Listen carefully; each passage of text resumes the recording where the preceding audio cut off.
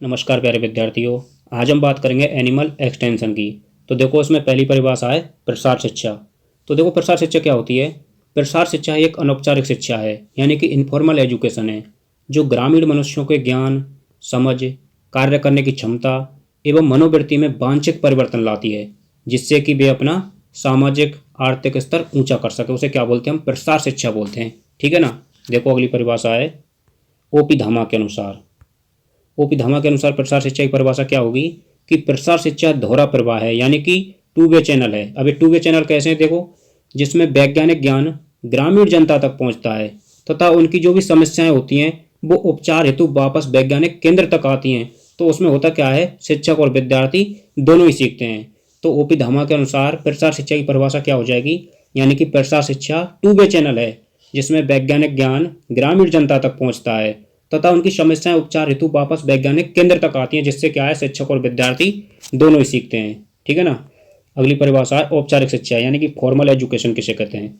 तो देखो, स्कूलों, महाविद्यालय एवं कोचिंग संस्थानों में निश्चित पाठ्यक्रम के आधार पर दी जाने वाली शिक्षा को क्या बोलते हैं, हम औपचारिक शिक्षा या संस्थागत शिक्षा कहते हैं। ठीक है ना। अगली परिभाषा देखो अनौपचारिक शिक्षा, यानी कि इनफॉर्मल एजुकेशन क्या होती है। स्कूलों के बाहर दी जाने वाली शिक्षा जिसका कोई निश्चित पाठ्यक्रम नहीं होता है, उसे क्या बोलते हैं, अनौपचारिक शिक्षा या प्रसार शिक्षा भी कहते हैं।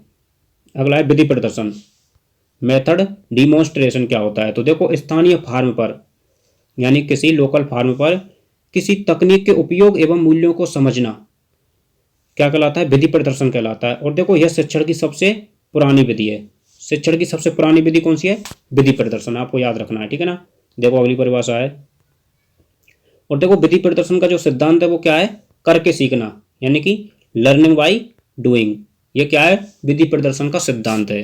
देखो अगली परिभाषा है परिणाम प्रदर्शन, यानी कि रिजल्ट डिमॉन्स्ट्रेशन। तो क्या होता है, देखो, किसी नई तकनीक को पुरानी तकनीकी से बेहतर बताने हेतु तुलना करके समझाना क्या कहलाता है, परिणाम प्रदर्शन कहलाता है।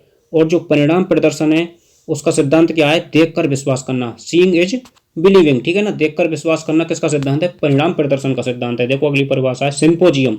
सिंपोजियम क्या होता है, तो देखो, यह व्याख्यान की श्रृंखला होती है।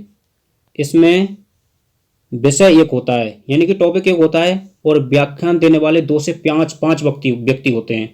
सभी योजना के अलग अलग चरणों पर अपना व्याख्यान देते हैं। ठीक है ना। कहने का मतलब यह होता है दोस्तों, इसमें क्या है, टॉपिक एक होता है, ठीक है, और 4 से 5 व्यक्ति होते हैं, और सभी के पास अपना अपना एक टॉपिक होता है, उसके ऊपर क्या है, वो भाषण देते हैं।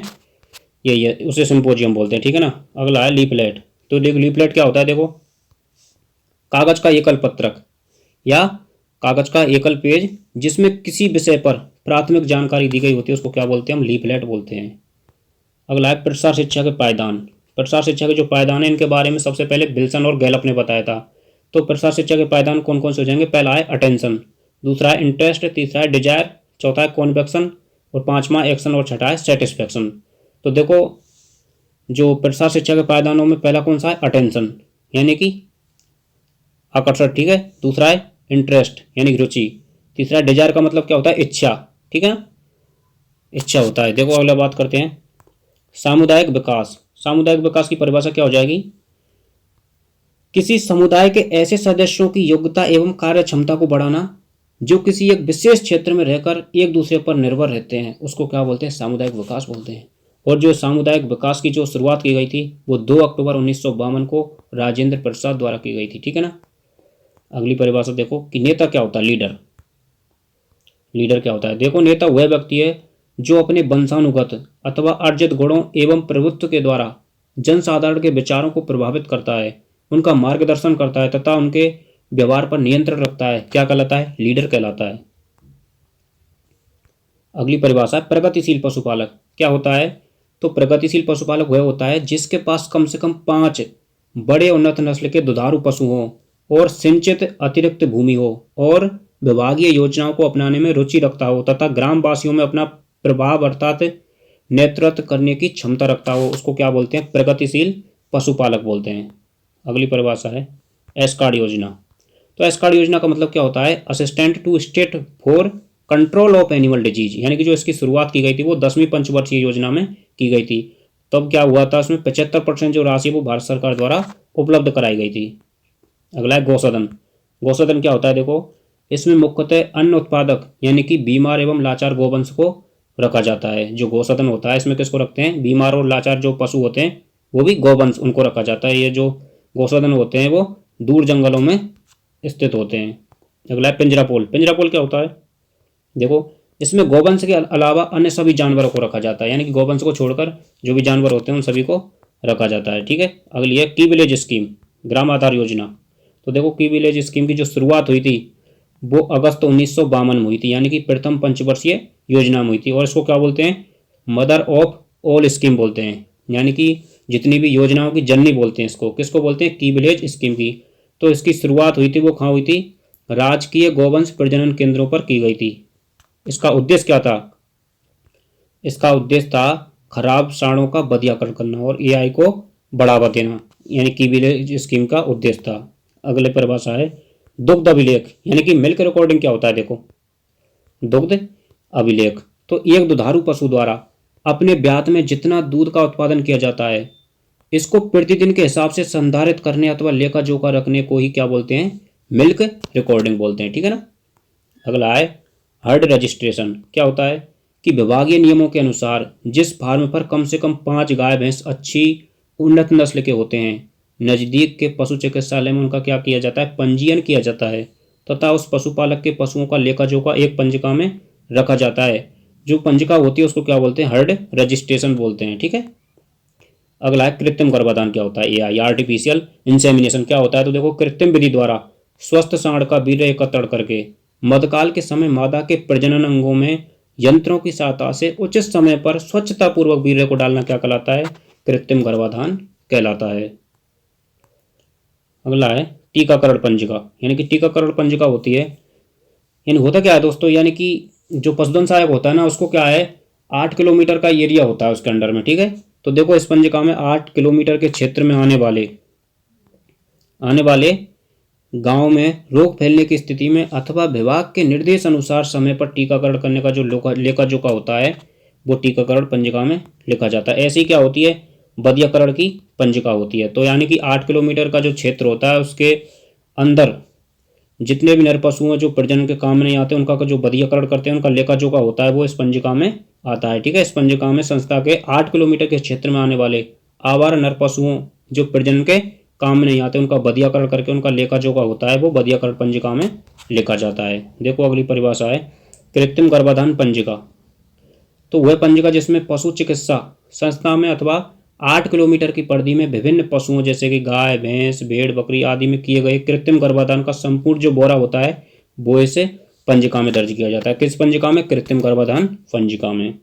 देखो अगली परिभाषा है अनौपचारिक नेता। क्या होता है अनौपचारिक नेता, इनफॉर्मल लीडर। तो समाज के आकर्षक एवं प्रभावशाली व्यक्तित्व के लोग जिसके पास औपचारिक रूप से कोई अधिकार या पद नहीं होता है उनको क्या बोलते हैं, अनौपचारिक नेता बोलते हैं। जैसे गांव का मुखिया हो गया, मंदिर का पुजारी हो गया, तो सभी कैसे ये अनौपचारिक नेता हैं। अगला देखो पशुधन सहायक के कार्य। तो पशुधन सहायक के मेनली 3-4 कार्य होते हैं। एक तो टीकाकरण यानी कि जो वैक्सीनेशन करना, और एक कृत्रिम गर्भाधान आर्टिफिशियल इंसेमिनेशन करना, और एक बधियाकरण करना।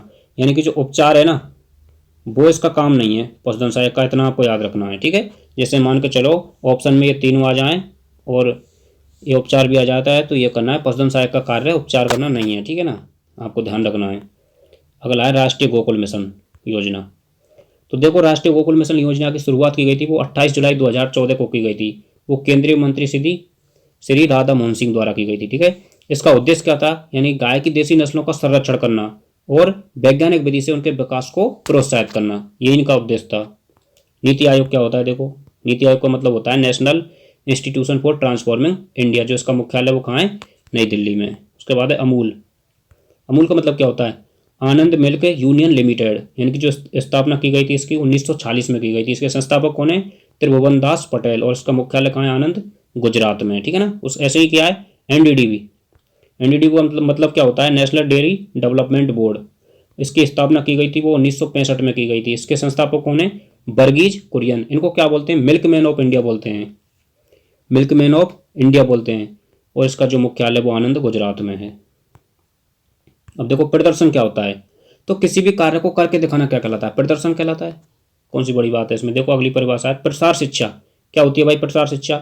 तो विश्वविद्यालयों अथवा अनुसंधान केंद्रों के कार्यक्रम को ग्रामीण जनता तक शिक्षा के माध्यम से पहुंचाकर उनके ज्ञान, सोच, समझ, व्यवहार, आचरण तथा कार्य करने की क्षमता में बदलाव लाकर स्वयं द्वारा कार्य करने की प्रेरणा के माध्यम से अपना सर्वांगीण विकास कर उत्पादन बढ़ाना, ठीक है, जीवन स्तर को ऊंचा उठाने को क्या बोलते हैं? प्रसार शिक्षा बोलते हैं। तो दोस्तों ये अपनी परिभाषा कंप्लीट हो गई, ठीक है।